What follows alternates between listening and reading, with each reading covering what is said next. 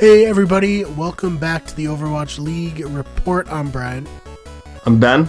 And Ben, this is the only show that scientists have proven the body craves. It's electrolytes and the Overwatch report. That's it. It's like Idiocracy. The plants crave the sports drink, and your body craves the Overwatch League report with Ben and Brian. Who are we going to be talking about today? We're going to talk about the Toronto Defiant. All right. This is the first Canada team we've talked about, if I'm not mistaken. Yeah, the first of two Canadian teams. We'll be talking about the other Canadian team next week, probably. Well, next week, definitely. Definitely. So, this is the fifth worst expansion team? Or fourth best, if you want to be positive. Yeah. I don't, actually. So, fifth worst. All right, so we're going to start off with the coaches. We have Bishop. He is South Korean, and he once coached with the Spitfire. Tell me a little bit about him.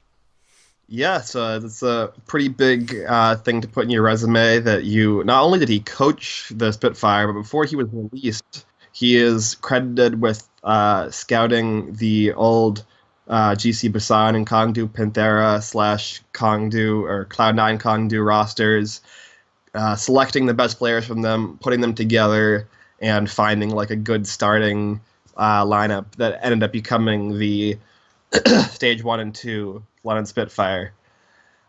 So he's very good at team building and scouting. So I guess kind of break it down a little bit for me. How important do you think coaching is for this? How important of a move is it for this team to bring in someone so experienced and coming off from coaching the defending champs?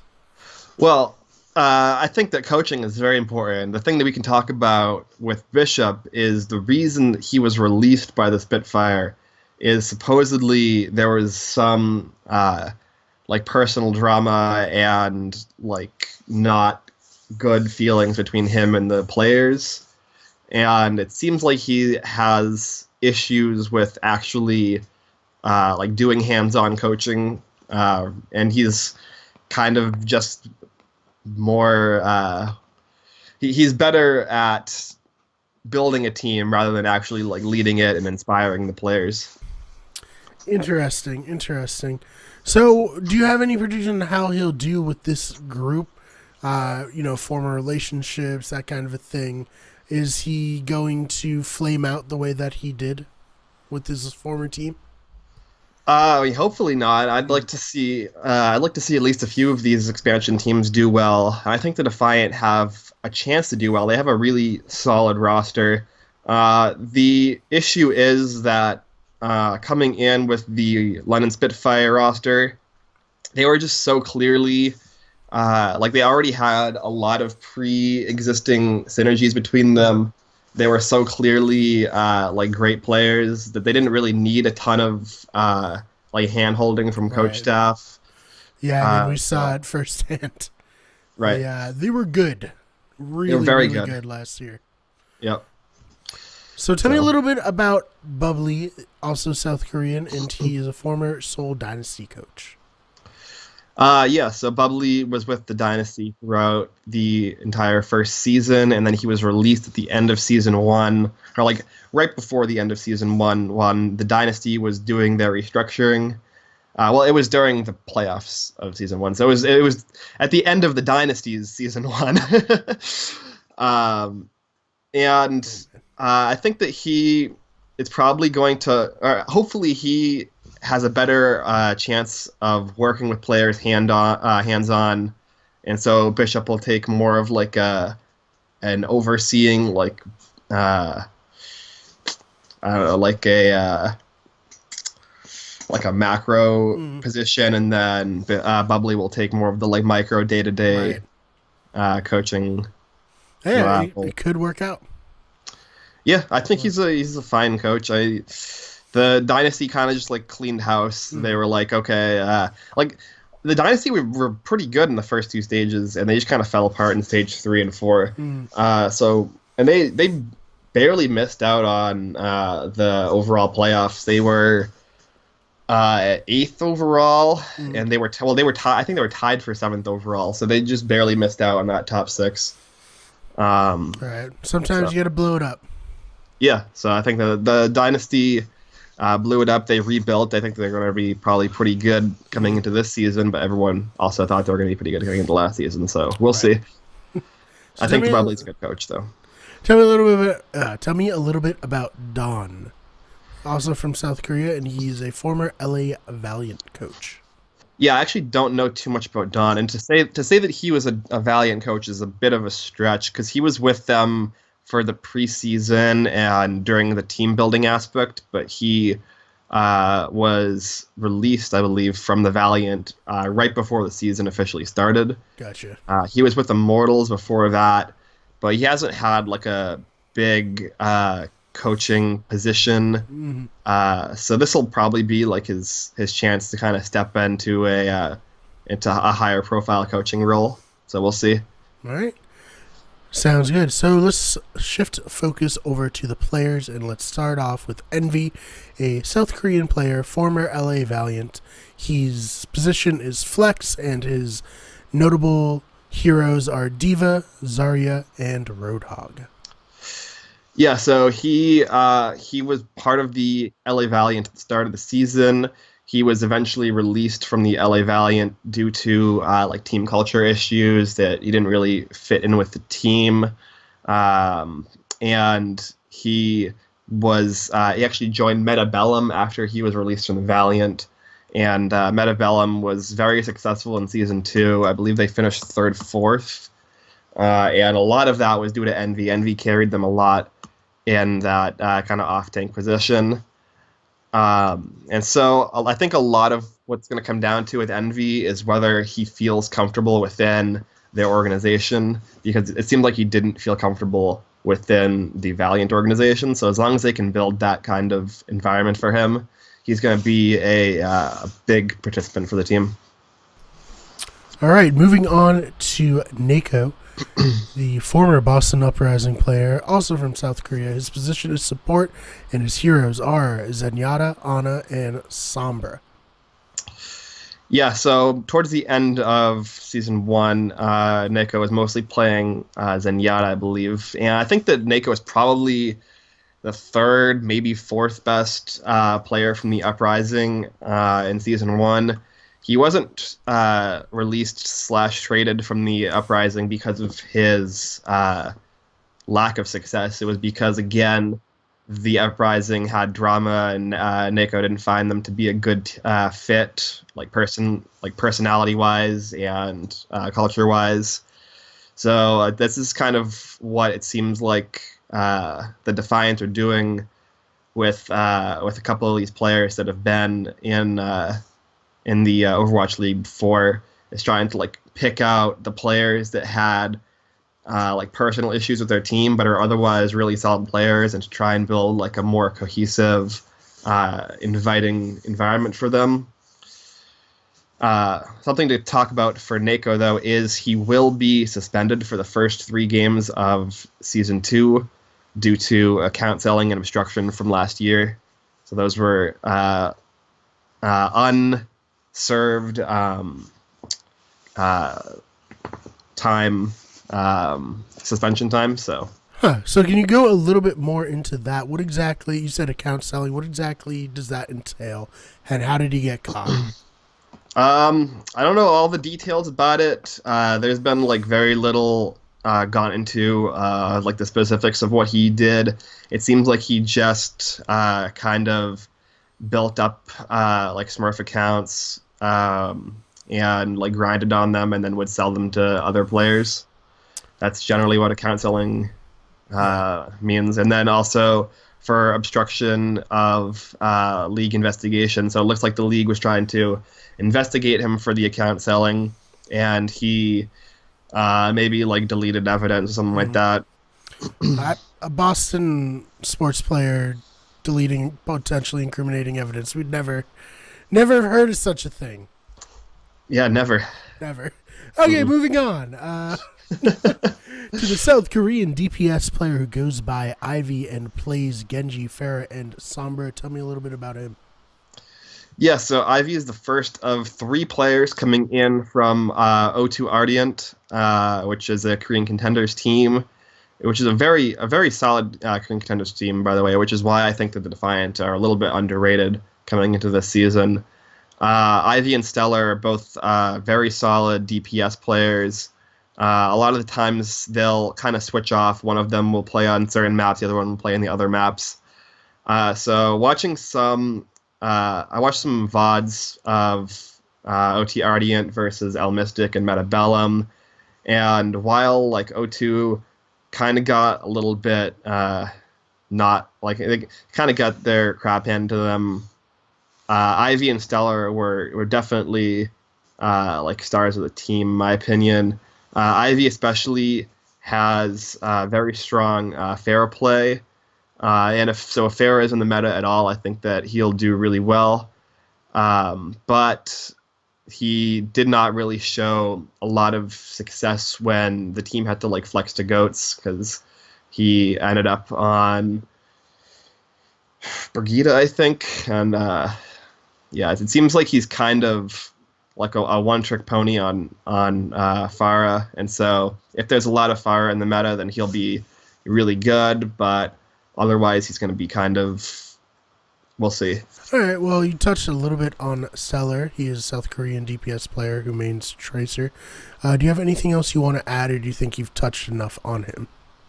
Yeah, the only thing to really reiterate is that that him and Ivy kind of fill a similar role, where they're like a DPS player. They both play a little bit of Tracer.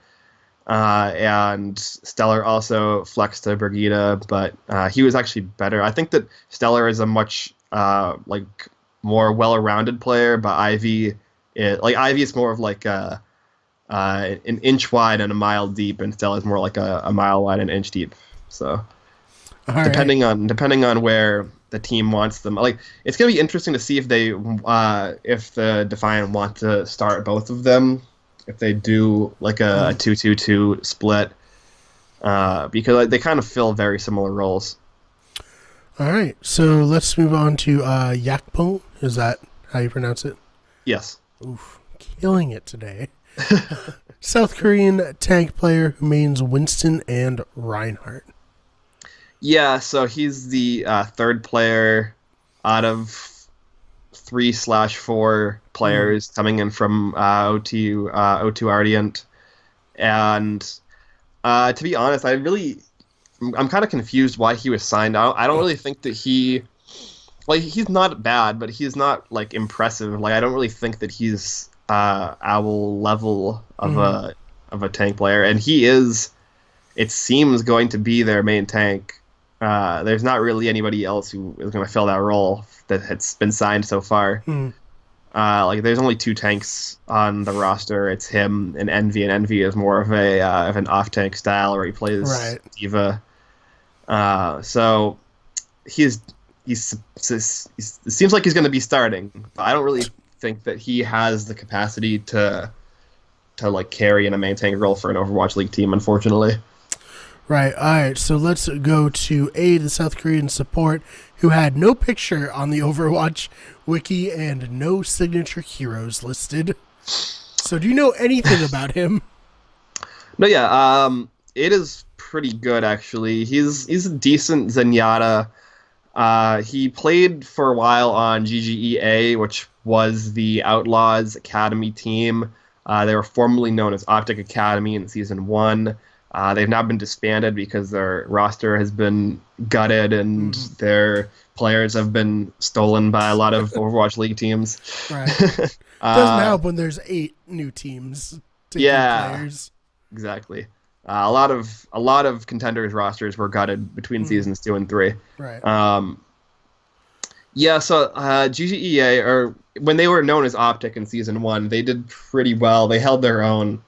And then when they rebranded in Season 2, and they kind of fell off a little bit. They didn't really have a super strong Season 2, and Aid wasn't really like a huge star of the team. He wasn't like carrying them when they did well or anything like that. He was just a solid role player. He's a good Zenyatta player, but otherwise nothing too exciting. So, just for the uninitiated, the brand of Optic, was that owned by Optic Gaming, like the, esports juggernaut? I believe it was Optic Academy, so I believe so, yeah. All right. So, moving on to Asher. He is a South Korean player. He plays DPS, and he is formerly on the LA Gladiators. His mains are Tracer and McCree.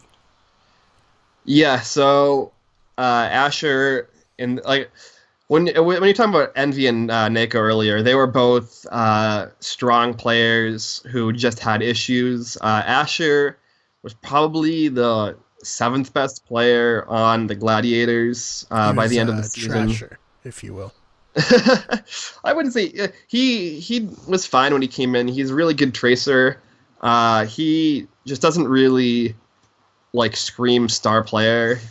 He kind of came in on certain maps. The issue was the Gladiators have 2 star DPS players in Surefour and Hydration, so they really didn't need a 3rd DPS player. Right. So sometimes he'd come in and play certain maps if he had a better feel for them than Hydration or something like that. But otherwise, he didn't play a ton. I don't think he played at all on Stage 4. And when he did play in Stage 3, he wasn't really that impressive. He wasn't losing them games or anything, but he wasn't pulling off the kind of things that Surefour and Hydration would pull off. So he was their 3rd string DPS. He was released from the team because the team realized they didn't need him because they had Surefour and Hydration, and he's picked up here to be probably another 3rd string DPS. So well, when you know your role, yeah, makes stuff easier. All right, let's close this out with RoccoW. He is a support player, mains Lucio and Mercy. Yeah, so RoccoW is the other. If you want to be real technical, he's technically from O2 as well, but he was on their roster for a week before all of the players were signed over to the Defiant. Right. Before that, he actually played for X6 Gaming in 7, which we'll talk about a lot in our next video. Right. Make sure you check out that one. Yeah. And so 4 players from X6 Gaming were signed into the Spark roster, and RoccoW was one of the 2 or 3 main players for that roster that weren't signed to Spark, and he is the one picked up. He's the only other one that was picked up for an Overwatch League expansion team, and I understand why he wasn't picked up for the core that the Spark put together, because he's again just kind of a good role player, and he plays a decent Mercy, but Mercy's not super in the meta right now. His right. Lucio is okay, but he could be okay. I don't know if he'll really see. I guess he's probably just not going to see a ton of play because you have Niko and Aid, and the Niko is going to Niko is probably going to play Zenyatta. Aid's probably going to end up having to play Lucio, and then one of the DPS players will flex to Brigitte, like Stella or somebody. So I don't really see a role for RoccoW on the team, but he might surprise me. Right. Is there anything else you'd like to add about the Toronto Defiant? Yeah, so I think that a lot of people are underrating them. They have a decent number of good players. They have a good coaching staff. I think I would compare them coming in to the Boston Uprising last season, where nobody really expected a lot from the Uprising, because there was a lot of kind of lower, lesser known players coming in.